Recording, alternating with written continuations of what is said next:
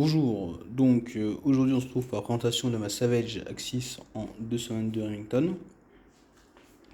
Donc tout bonnement je vais présenter d'abord ce que j'ai mis dessus.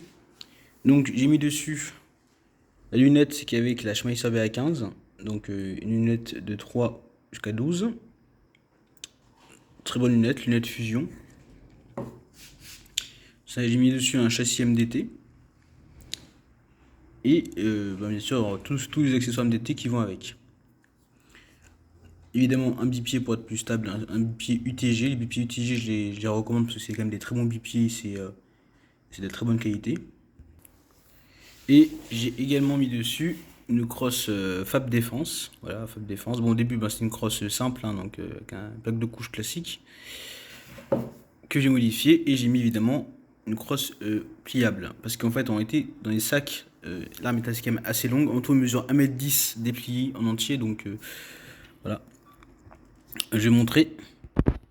Donc voilà en tout à quoi elle ressemble. Donc j'ai mis évidemment un appui pour mettre la joue, un appui-joue. Un frein de bouche en queue de castor. Donc en tout, j'augmente la précision de cette arme-là, qui est une arme de chasse avec de base 7 crosses. Donc une crosse Savage classique. Voilà, donc cette crosse-là, pas très précise, pas top pour le tir de précision. En revanche, avec ce châssis-là, bon, avec le châssis, on augmente la précision de 20%. Le frein de bouche de 20% aussi. 20% aussi. Et là, je sais pas combien de pourcents, mais en réalité, quand même, vous voyez que j'augmente la précision de beaucoup de pourcents. Donc c'est vraiment très intéressant. Le point très intéressant également, c'est la crosse. Donc comme je l'ai dit, c'est une crosse Fab Défense. Ok, j'ai mis un monopode. Alors monopode, c'est très intéressant parce qu'en fait, ça permet d'avoir une arme beaucoup plus stable. Donc elle tient sur un trépied, on va dire. Ce qui, par exemple, quand on tire, c'est très intéressant parce que du coup, on reste toujours en même position. Mais juste, on épaule bien l'arme, on met bien l'arme en crosse, on en crosse bien l'arme. Et comme ça, c'est parfait. Évidemment, réglable en position. Une main, c'est compliqué, mais bon, réglable en position quand même. Donc, comme cela. Donc, monopode, très pratique. Surtout qu'en plus, là, on peut se dire, tiens, c'est quand même pénible parce qu'il n'y a pas beaucoup de positions quand on regarde bien. Là, voilà, on a que ça comme angle, on peut penser. Mais en réalité, c'est faux. C'est-à-dire qu'il y a beaucoup plus d'angles que ça. Et je vais montrer directement. En fait, on peut dévisser ici. En dévissant ici, on peut monter et descendre. Alors déjà, on peut monter. Déjà, là, ça se dévisse. Bon, petit à petit, hein, mais je vais montrer après. Justement comme cela. Comme cela, du coup, on peut montrer facilement, etc. Donc, avec cette arme-là, je tire des balles de 200 Remington, 55 grains pour le DROE, DRO 2, 200 mètres. Voilà, donc c'est pas très cher, celle-là coûte environ 9 € je crois la boîte, donc c'est quand même assez intéressant je trouve pour tirer, faut bien s'amuser. J'ai acheté également une douille laser pour pointer, pour déjà un peu régler les organes de visée d'avance, parce que c'est quand même, c'est pas de la Madone Riff, donc on peut pas tirer sans munitions pour régler l'arme correctement.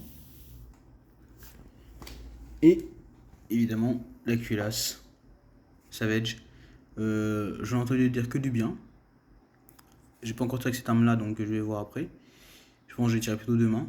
Donc demain je ferai un petit feedback. Et voilà.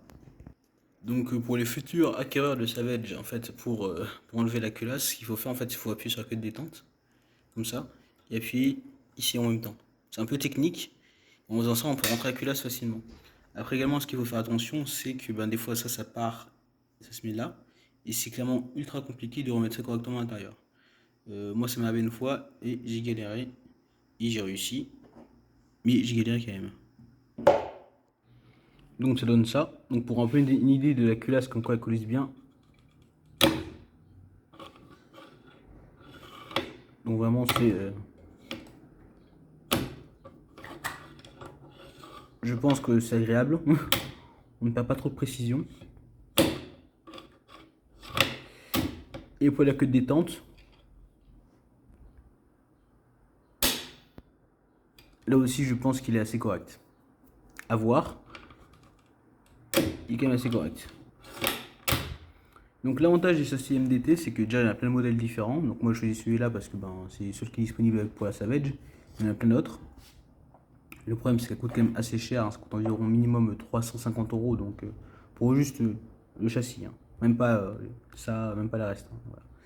L'avantage, c'est quoi? C'est que ben, on peut mettre tous les accessoires de M4 pour les AR15, sauf, attention important quand même, les chargeurs. Les chargeurs coûtent environ, si on les achète aux États-Unis, ça coûte environ 37 euros environ. Allez, 37 euros.